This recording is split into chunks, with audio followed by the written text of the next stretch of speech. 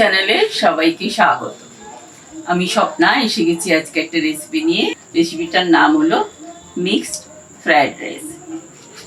এসো আমি ইনগ্রিডিয়েন্টসগুলো তোমাদের দেখাই।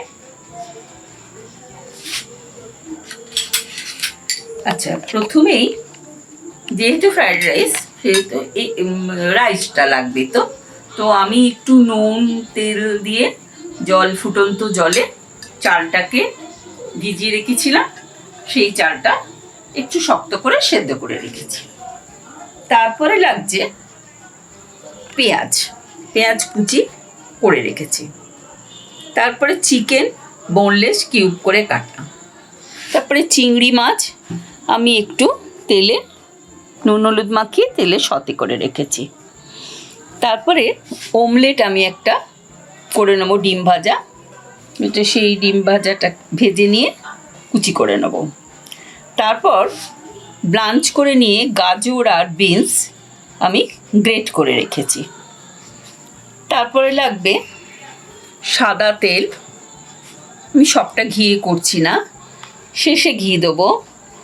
তারপর লাগছে আদা বাটা, রসুন বাটা, তারপরে লাগছে নুন চিনি, আর ফোড়নের জন্য লাগছে তেজপাতা, লবঙ্গ, ছোট এলাচ, একটু জয়িত্রী জায়ফল, আর লাগছে একটু গোলমরিচ গুঁড়ো আর একটু গুঁড়ো গরম মশলা। এই হচ্ছে আমাদের টোটাল ইনগ্রিডিয়েন্টস। এবার এসো আমি রান্নাটা শুরু করি। প্রথমে আমি একটু সাদা তেল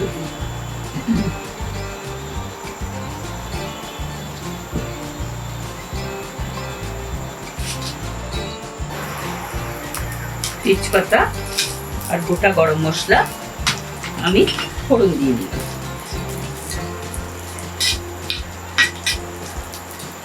এটা ফুটে গিয়ে একটু স্মেলটা ভালো ছাড়লে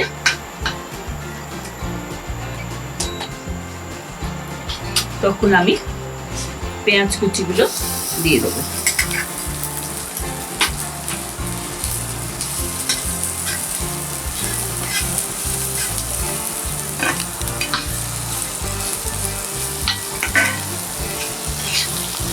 পেঁয়াজ কুচিটা নাড়তে নাড়তেই আমি চিকেনটা দিয়ে দেবো।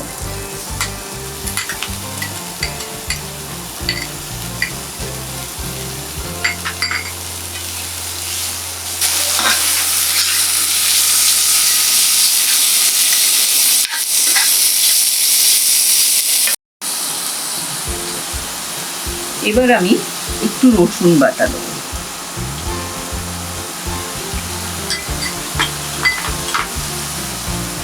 একটু আদা দেবো।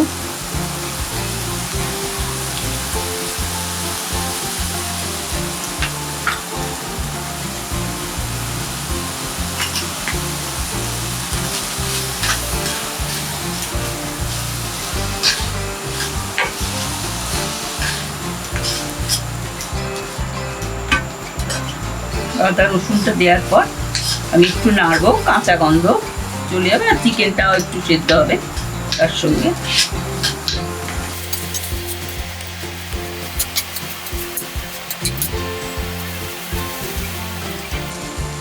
এবারে আমি যে চিংড়ি মাছটা একটু ভেজে রেখেছিলাম, চিংড়ি মাছটা দিয়ে দিই।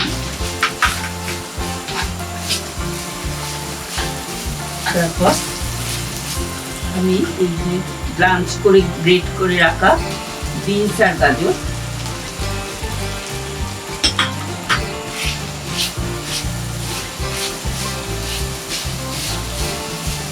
দিয়ে দিচ্ছি। এর একটু নুনে দিই, গোটা কয়েকটা কাঁচা লঙ্কা,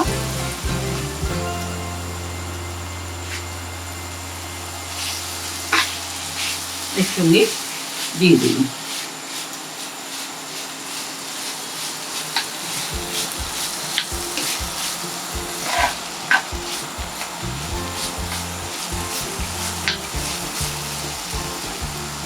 তারপরে আমি পরিমাণ মতো নুন দেবো। নুন একটু ভাতে দিয়ে আমি সেদ্ধ করেছিলাম, সেই অনুপাতে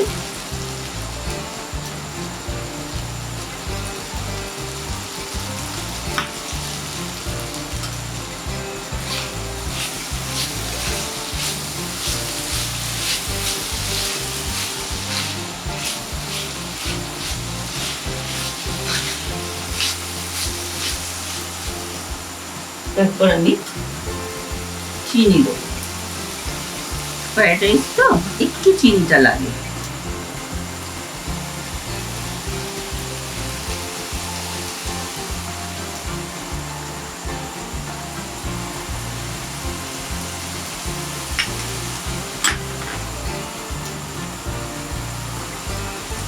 একটু গোলমরিচ দেবো।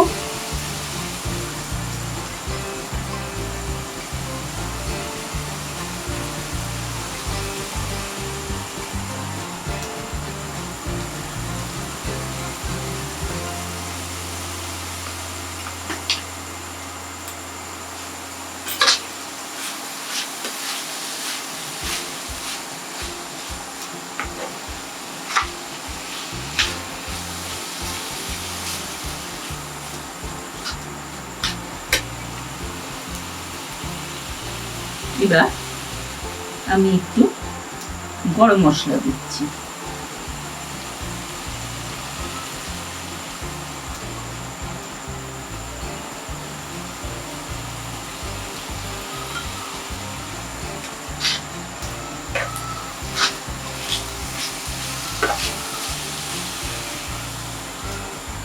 আর একটু ঘি দিয়ে দিচ্ছি।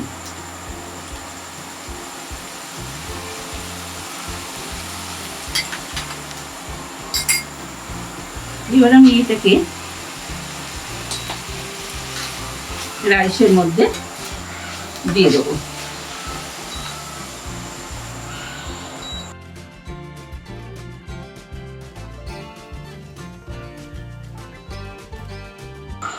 আর ডিমের অমলেটটাকে একটু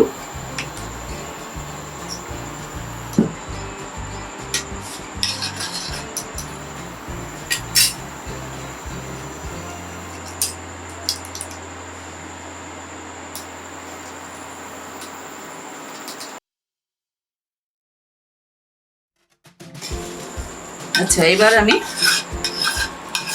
ডিমের অমলেটটা মিশিয়ে দিচ্ছি।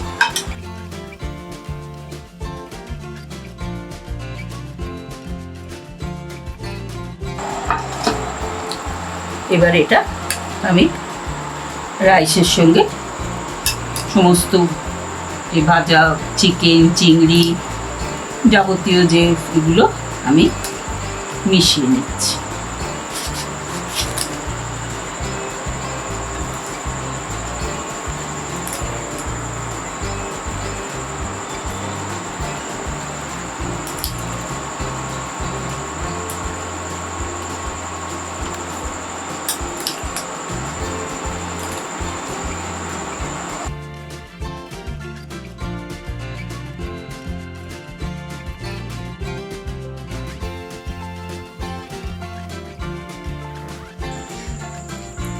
এবার আমার মিক্সড ফ্রাইড রাইস একদম রেডি।